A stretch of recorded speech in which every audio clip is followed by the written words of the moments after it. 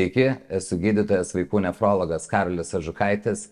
Ir kaip vaikų nefrologai iš tikrųjų, kuo mes rūpinamės, tai kraujospūdžių ir širdies kraujagyslių sveikata, ypatingai vaikystėje.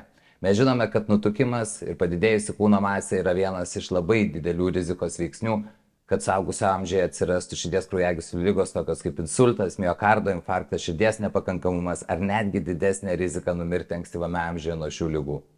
Gera žinia yra tai, kad susitvarkius su kūno mase ir ją sumažinus dar vaikystėje, mes galime visos šitos rizikos išvengti, net jeigu nutukimas buvo atsiradęs ir ankstyvame amžiuje ir tęsiasi kurį laiką. Kas dar labai svarbu, reikia reguliariai matuoti kraujospūdį, nes kraujospūdžio padidėjimas ne tik susijęs su nutukimu, tačiau ir su didesnė širdies kraujagyslių ligų rizika. Tad kraujospūdžio matavimas, sveikas gyvenimo būdas ir svorio metimas tikrai gali užtikrinti, kad gyvenimą nugyventumėm ilgiau ir kokybiškiau.